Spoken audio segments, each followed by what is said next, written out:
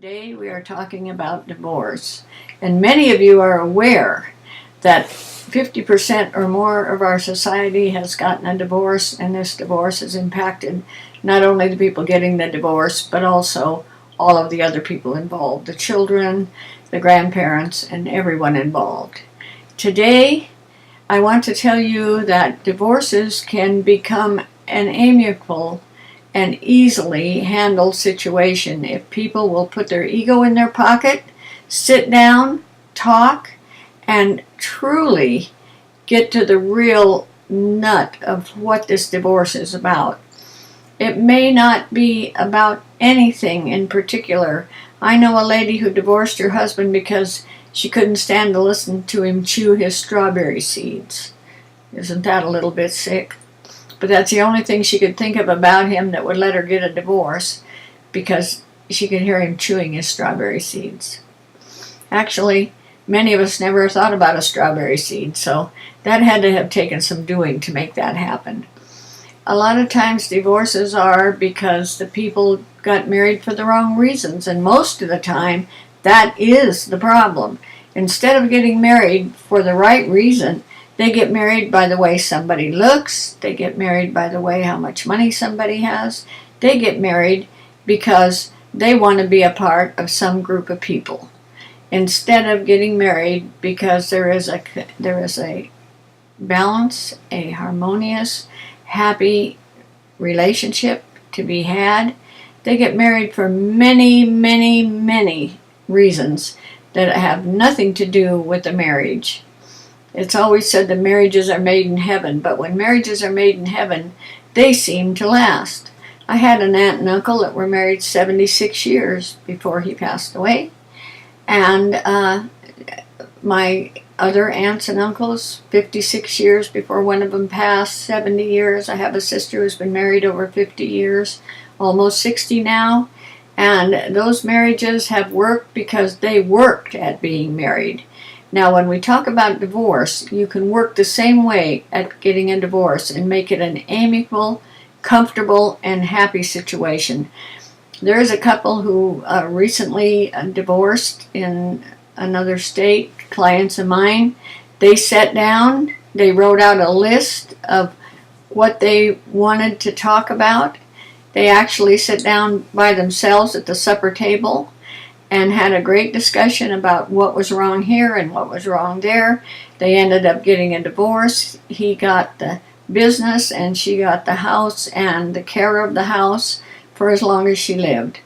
The divorce cost him a minimum amount because he simply went to an attorney and he said, "These are our conditions. This is what we want.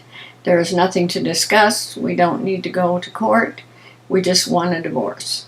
And those are amicable divorces, and they can happen for a lot of you if you will just put your pride and your ego in your pocket and take the time to sit down with each other and not have a yelling match. Just have a very, very comfortable discussion of what is going on. I really believe that 95% of the divorces, even though they are going to be a divorce, could be an amicable divorce that would cost you less than $1,000. I really believe that. I believe that if you sat down like you did when you first met, set your ego in the corner and talked it over, that you could come to a decision. You could come to a real understanding and remain friends for a long time. This is an important part of life. And it's an important energy that will stay with you for the rest of your life. Now, I realize that a lot of people are on drugs, and I realize also that a lot of people are not mentally and emotionally strong enough to have a good discussion, but it's certainly worth a try. I would certainly suggest to every single one of you that if you're thinking about a divorce, if you're working on a divorce, please, please try to make an effort to sit down with each other and discuss the pros and cons.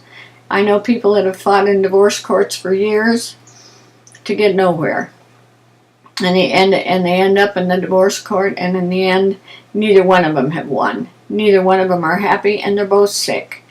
Is that what you really would like to have, or would you like to have an amicable condition where you can go on with life and have a wonderful life? And maybe take time before you marry again to pick some good reasons for being married.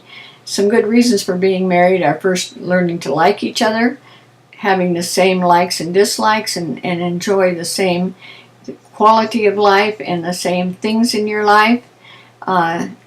These are things that are important in a relationship. The fact that you can sit down at a table, look at each other, and smile and be happy just to be able to be together. That happiness fills your heart, it fills your head, it fills your house, fills everything. That's what will make a happy marriage. Nothing less. So today, I hope I have been insightful for some of you to be able to do something with your life and turn it around, even prevent a divorce if there's enough discussion, especially when there's so many things at stake. Your children, your grandchildren, there's many things at stake. So please take time, take the time to sit down with yourself and write down what it is that really, truly bothers you and how it can be fixed.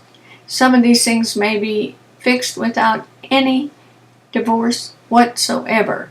And of course, that would be the proper solution. I thank you for being with Ada Marie today, and I hope this has been helpful. Until next time, court dismissed.